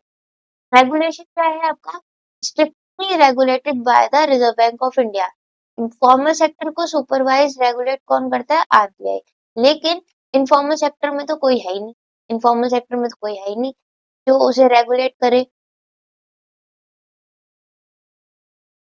अच्छा, उसके बाद क्या है, इंटरेस्ट रेट। देखो, चार देखा जाए तो जो फॉर्मल सेक्टर है उसका इंटरेस्ट रेट काफी कम होता है, लेकिन जो इनफॉर्मल सेक्टर है उसका रेट कई बार बहुत ज्यादा हाई भी होता है। ठीक है, लोन के डॉक्यूमेंट्स की जरूरत पड़ती है। देखो, require extensive documents and formal contact. जो आपकी फॉर्मल सेक्टर से अगर आपको लोन लेना है तो क्या है, आपका वहां पर डॉक्यूमेंट्स की जरूरत पड़ेगी। लेकिन आपके इनफॉर्मल सेक्टर में डॉक्यूमेंट्स की कोई जरूरत नहीं पड़ती, minimal to no document required. अच्छा, क्रेडिट चेक। क्रेडिट चेक का मतलब है कि आपने पहले से कोई कर्ज ले रखा है या नहीं ले रखा है, तो वो चेक कराया जाता है फॉर्मल सेक्टर में। तो फॉर्मल सेक्टर में तो चेक होता है लेकिन इनफॉर्मल सेक्टर में चेक नहीं होता है। अच्छा, legal resources. Legal resources and protection for both lenders and borrower. मैंने आपको बताया ना कि सब कुछ डॉक्यूमेंट बेस्ड होता है, इस वजह से लैंडर मतलब कि बैंक्स के लिए भी सिक्योरिटी है और आपके बोरोवर के लिए भी। लेकिन इनफॉर्मल सेक्टर में नो लीगल सिक्योरिटी और रिसोर्सेज फॉर बोरोवर। जो आपका बोरोवर है इनफॉर्मल सेक्टर में उसके लिए कोई दया नहीं है, कोई भी लीगल एक्शन वो नहीं ले सकता क्योंकि कुछ भी रिटर्न में है ही नहीं, तो वो बच नहीं सकता है इनफॉर्मल सेक्टर में। लेकिन एक बार को फॉर्मल सेक्टर बच जाएगा क्योंकि सब कुछ आपका क्या है, डॉक्यूमेंट बेस्ड है। उसके बाद कोलेटरल। कोलेटरल मैंने आपको समझाया था, वो चीज जिसको रख के आप कुछ पैसा लेते हो, उसे एज अ गारंटी दूसरे को सौंपते हो और पैसा लेते हो, उसे हम क्या बोलते हैं, कोलेटरल। कोलेटरल कई बार रिक्वायर होता है आपका कहाँ पर, फॉर्मल सेक्टर में कई बार, लेकिन इनफॉर्मल सेक्टर में कोलेटरल की कोई जरूरत नहीं पड़ती है। Repayment term. देखिए, फॉर्मल सेक्टर में मैंने आपको बताया था कि सब कुछ लिखित में होता है, इस वजह से फिक्स्ड होता है और ट्रांसपेरेंट होता है। लेकिन आपका इनफॉर्मल सेक्टर जो है वहां पे कुछ भी ट्रांसपेरेंट नहीं होता है। तो इस वजह से कई बार ऐसा होता है कि जो गरीब लोग हैं उनकी जमीन कौन हड़प लेता है? Money lender. क्यों हड़प लेता है? क्योंकि वो लोग पैसे जमा करने नहीं है। पैसे जमा करने नहीं आए तो अब क्या होगा? तो वो इन रीपेमेंट के लिए वो कुछ भी करते हैं, रीपे करने के लिए, अपनी रिकवरी करने के लिए वो किसी भी हद तक चले जाते हैं इनफॉर्मल सेक्टर। ओके, देन अब हम पढ़ते हैं सेल्फ हेल्प ग्रुप के बारे में। Self help group, self help group, SHG। इसके ऊपर केस स्टडी और 5 नंबर में क्वेश्चन पक्का पक्का आता है। ये सबसे इम्पोर्टेंट क्या है, आपका टॉपिक है। देखो, इस चैप्टर का सबसे इम्पोर्टेंट टॉपिक एक तो है आपका क्रेडिट, टर्म्स ऑफ क्रेडिट, और क्रेडिट एक्टिविटी किस तरीके से होती है। मैंने बैंक की एक्टिविटी बताई थी, वो जो आपको मैंने चार्ट बताया इसमें कि आप ये करके आना तो आपको मार्क्स अच्छे मिल सकते हैं, आपको पक्का अच्छे मार्क्स मिलेंगे। ठीक है, तो वो एक टॉपिक बहुत इंपॉर्टेंट है। और दूसरा आपका ये SHG, क्योंकि सेल्फ हेल्प ग्रुप के बारे में पढ़ते हैं। देखिए, ऐसा होता है कि जो गरीब लोग होते हैं, जो पुअर लोग होते हैं, उनके पास, सॉरी, जो पुअर लोग होते हैं उनके पास ज्यादा डॉक्यूमेंट तो होते नहीं, डॉक्यूमेंट्स नहीं होते, और दूसरा उनके पास पैसा है नहीं, पैसा है नहीं। ठीक है, जिसकी वजह से वो और पढ़े लिखे भी नहीं होते उतने, तो जिसकी वजह से वो फॉर्मल सेक्टर के पास जाना क्या करते हैं, अवॉइड करते हैं और जाते नहीं। ठीक है, अच्छा, लेकिन अब होता क्या है कि गरीब लोगों को लोन चाहिए तो वो एक इनफॉर्मल सेक्टर के पास जाएंगे, जहाँ पे उनको बहुत ज्यादा नुकसान पहुंचाया जाता है, जहाँ उनको बहुत ज्यादा हर्ट किया जाता है या फिर उनका फायदा उठाया जाता है। तो अब होता क्या है कि जो गांव के लोग थे उन्होंने एक आइडिया निकाला। उन्होंने क्या करा, स्पेशली औरतों ने, स्पेशली औरतों के ऊपर बात हो रही है यहाँ पे, स्टार्टिंग औरतों ने करी। भाई गरीब लोग हैं, वो काम करते हैं, भाई अपना रोजी रोटी चलानी है, खाना पीना खाना है, अब वो कहाँ से आएगा? तो पैसा तो कमाना पड़ेगा। तो अब वो क्या करते थे, स्पेशली औरतों ने क्या करा, औरतों ने सेविंग्स कलेक्ट करना शुरू करा। मतलब कि 15 से 20 औरतें आ गई साथ में, 15 से 20 औरतें साथ में आ गई, और साथ में आकर के उन्होंने क्या करा, मैं यहाँ पे लिखा हुआ है जैसे, the idea to organise rural people poor in particular women into a small self-help group and pool। pool मतलब कि कलेक्ट करना, pool मतलब कि कलेक्ट करना। जैसे होता है ना, कई बार आप पूल करते हो या पोल करते हो, तो मतलब क्या है, कलेक्ट करते हो आप लोगों से, कुछ ना कुछ सामान कलेक्ट करते हो या फिर चंदा इकट्ठा करना, लाइक दैट। ठीक है, तो धीरे धीरे उन्होंने क्या करा कि कलेक्ट करने लगे वो अपनी सेविंग्स। एक सेल्फ हेल्प ग्रुप में कितने लोग आए थे? 15 से 20 मेंबर्स, 15 से 20 औरतें, जो कि पड़ोसी हुआ करती थी, जो कि पड़ोसी हुआ करती थी, वो रोज मिलती थी और क्या करती है, सेविंग्स करती है। अच्छा, ऐसा नहीं है कि वो सेविंग्स जो है बहुत ज्यादा कर रही है, वो क्या कर रही है, 25 रुपए से लेकर के 100 रुपए तक वो सेविंग करती है। ठीक है, वो वहां के लोगों की एबिलिटी पर डिपेंड करता है कि वो लोग कितना सेव करते हैं। अब रोज मिल करके और रोज थोड़ा थोड़ा पैसा बचा करके इकट्ठा करते थे। उसके बाद क्या होता है, आपका मेंबर्स जो हैं सेल्फ हेल्प ग्रुप के, वो उस पैसे को क्या करते हैं, अगर किसी को जरूरत है उस ग्रुप में से, तो वो उस पूरे पैसे को कौन ले लेगा, वो आदमी जो कि जिसको सबसे ज्यादा जरूरत है, उस ग्रुप में जिसको सबसे ज्यादा जरूरत है, वो उस पैसे को ले लेगा। फिर क्या होगा, the group charges interest on these loans, but this is still less than what the money lender charge। अब सुनो मेरी बात, इस वाली लाइन का मतलब ये है, पहले क्या है, मैंने आपको बताया कि वो लोग आपस में पैसा इकट्ठा करते हैं, और अगर उन लोगों में से किसी को जरूरत है तो वो उस पैसे को ले लेता है। ठीक है, अब ऐसे जो लोग होते हैं या ऐसे जो ग्रुप होते हैं, वो बाहर फॉर्मल सेक्टर से भी आपका लोन ले सकते हैं। अब क्या करते हैं, वो लोन लेने जाते हैं छोटा सा, और उन्हें लोन मिल जाता है, वो भी कम ब्याज पर, कम इंटरेस्ट पर। क्यों? उससे तो कम ही होता है जितना वो मनी लेंडर को देते हैं, उससे तो बहुत ज्यादा कम। अच्छा, जब ये सेल्फ हेल्प ग्रुप 1-2 साल ज्यादा पुराने हो जाते हैं तो क्या होता है कि बैंक्स जो बैंक्स है वो इस उनको पूरे ग्रुप को लोन देने के लिए तैयार हो जाते हैं। जो ऊपर वाला पॉइंट है, जो मैंने आपको ये वाला पॉइंट बताया है मेंबर्स का, ये वाला जो पॉइंट है इसमें क्या है कि सेल्फ हेल्प ग्रुप के कुछ आदमी लोन लेने के लिए जाते हैं, कुछ लोग लोन लेने के लिए जाते हैं। लेकिन जब आपका सेल्फ हेल्प ग्रुप जो है वो जब बहुत पुराना हो जाता है, 1-2 साल पुराना हो जाता है, तो बैंक क्या करते हैं, बैंक पूरे ग्रुप को लोन दे देते हैं। क्यों? अब ऐसा इसलिए क्योंकि देखो, जब वो लोन देता है, बैंक चाहता है लोन देना, बैंक का काम है लोन देना, क्योंकि लोन से उसकी होती है कमाई। क्या होती है? कमाई। मैंने आपको बताया था कमाई कैसे होती है। अच्छा, जो लोन है वो सैंक्शन किसके नाम पे करता है? ग्रुप के नाम। ग्रुप मतलब पूरे सेल्फ हेल्प ग्रुप के नाम पर। उससे क्या फायदा है कि वहां के लोग, जो ग्रुप के लोग हैं, उन्हें क्या मिलेगा? रोजगार मिलेगा, उन्हें काम करने का मौका मिलेगा। जो किसके मेंबर है? एसएचजी के मेंबर्स है, उनको क्या मिलेगा? रोजगार मिलेगा और काम करने का मौका।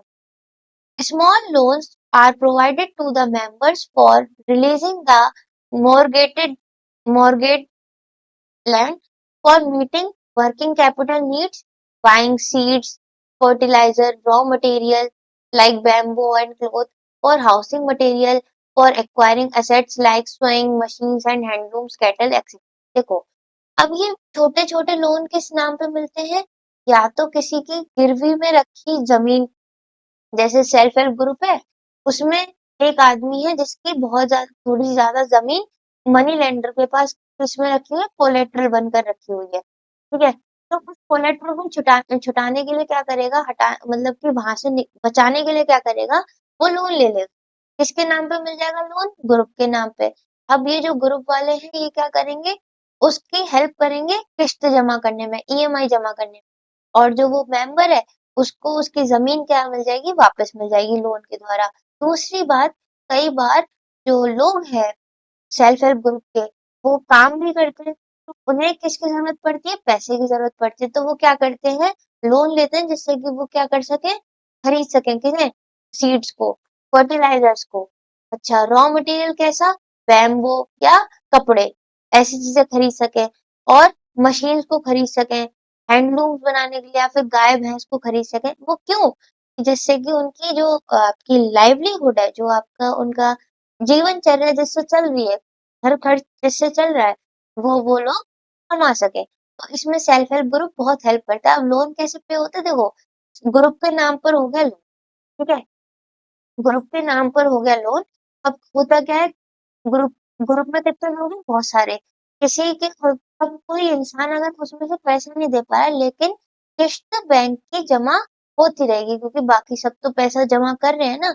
इसलिए क्या कहते हैं, बैंक सेल्फ हेल्प ग्रुप को पैसे देना अच्छा समझते हैं, पसंद करते हैं, पैसा दे देते हैं आसानी से। क्यों? क्योंकि उनकी जो इंटरेस्ट है, बैंक का जो लोन पर इंटरेस्ट है, वो मारा नहीं जाता, उनका बैंक्स का पैसा मारा नहीं जाता है। ठीक है, most of the important decision regarding the savings and loan activities are taken by the group members. अब देखो, क्योंकि वो सब चीजें ग्रुप के अंदर हो रही है, ग्रुप के ऊपर, ग्रुप के नाम पर हो रही है, तो ग्रुप मेंबर्स क्या करते हैं, डिस्कस करते हैं इंपॉर्टेंट डिसीजंस को, सेविंग्स को, लोन एक्टिविटीज के बारे में। उसके बाद ग्रुप मिलकर के डिसाइड करता है कि लोन लेना है या नहीं। ठीक है, लोन का पर्पस क्या है, लोन क्यों लेना है, उसके बाद कितना इंटरेस्ट चार्ज करना पड़ेगा, रीपेमेंट शेड्यूल क्या होगा, उसके बाद तभी तो it is the group which is responsible for the repayment of the loan. अब लोन ले लिया किसके नाम पर? ग्रुप के नाम पर। लेकिन ये जो ग्रुप के नाम पर लिया है, तो यहाँ पे जितने ग्रुप में लोग हैं सब रिस्पॉन्सिबल होंगे, चाहे उन्होंने पैसा यूज करा हो चाहे ना करा हो। यहाँ पे सब रिस्पॉन्सिबल होंगे और सब क्या करेंगे? पे करेंगे। ठीक है, इंटरेस्ट पे करने में हेल्प करेंगे, क्योंकि ग्रुप के नाम पर क्या मिला है? लोन मिला है।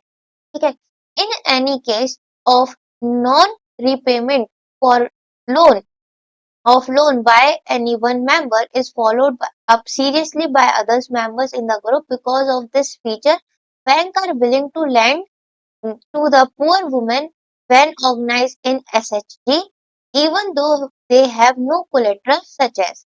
देखो, अब क्या है इसमें, इस लाइन का क्या मतलब है यहाँ पर, बैंक्स जो है वो एसएचजी को लोन देना अच्छा समझते हैं। क्यों समझते हैं अच्छा? क्योंकि एसएचजी में अगर एक इंसान इंटरेस्ट ना भी भरे, इंटरेस्ट पे ना भी करे, लेकिन बाकी सारे मेंबर्स तो कर रहे हैं ना, बाकी सारे मेंबर्स तो कर रहे हैं ना, क्योंकि अब एक इंसान ने नहीं करी लेकिन बाकी सारे सीरियसली कर रहे हैं, जिसकी वजह से बैंक का जो इंटरेस्ट है वो मारा नहीं जा रहा है, मारा नहीं जा रहा है, जिसकी वजह से बैंक्स क्या करते हैं, बैंक एसएचजी से कोई भी कोलेट्रल नहीं लेते, कोलेट्रल नहीं लेते, वो सीधा सीधा उन्हें लोन प्रोवाइड कर देते हैं।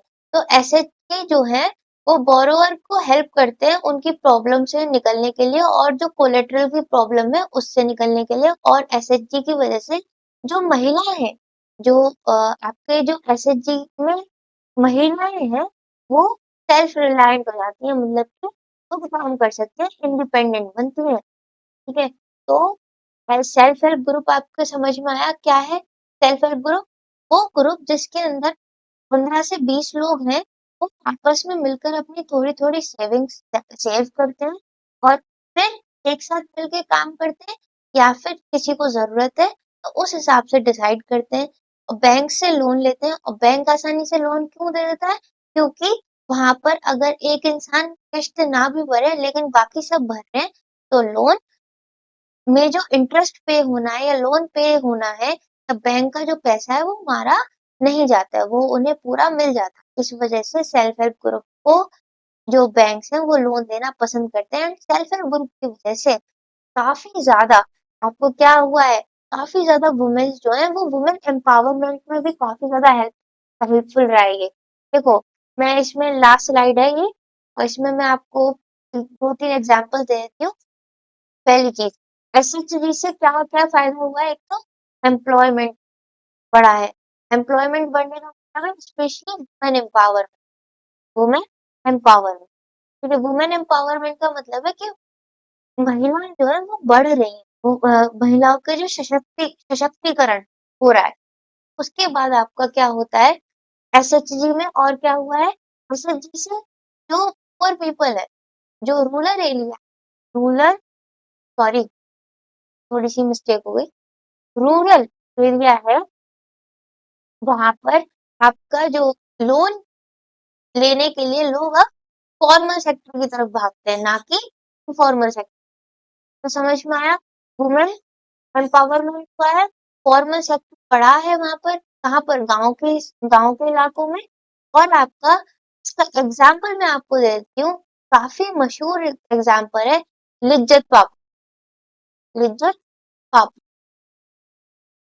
लिज्जत है, एक सेकेंड, लिज्जत पापड़ ही है, ठीक है, इसे आप लिख कर आना। ये एक बहुत बड़ा एग्जाम्पल है। ये हुआ क्या था कि मुंबई की बात है ये, आई थिंक मुंबई की ही बात है। वहां पर कुछ औरतों ने ग्रुप बनाया और वो पापड़ का काम करा, और उन औरतों ने, उन औरतों के ऊपर बैंक ने उन्हें दे दिया लोन, और ये पापड़ काफी ज्यादा पुराना है और काफी ज्यादा चलता भी है। ठीक है, तो जब आप शादियों में खाते हो ना वो तले हुए पापड़ पूड़ी के साथ, बड़े अच्छे लगते हैं, फ्री का खाना, है ना, बड़ा मजा आता है खाने। तो वैसे ही पापड़ का ये बिजनेस किसने करा था? औरतों ने करा था।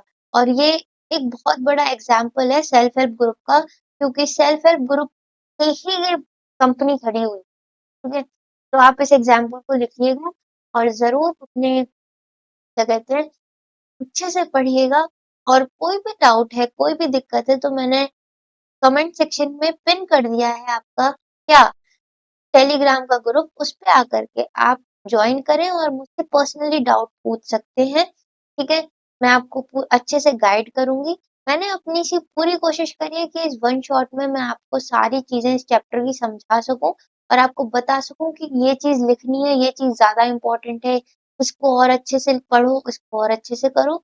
ये मैंने आपको कोशिश पूरी करी है कि आप इस लेक्चर में पूरे अच्छे से समझे। ठीक है, आगे मैं कोशिश कर रही हूँ कि मैं और जल्दी जल्दी वन शॉट बनाऊं, या फिर सब्जेक्ट वाइज वन शॉट बना। आप हमारे साथ पढ़ें और अच्छे से पढ़ पढ़ करके बोर्ड एग्जाम्स को क्लियर करें। मेरी आपके आप सबके साथ विशेष हैं। Thank you so much for watching this video. Please share करें और सब्सक्राइब करें चैनल को, जिससे कि आपको मैं और अच्छा कंटेंट दे सकूं। Okay, thank you so much.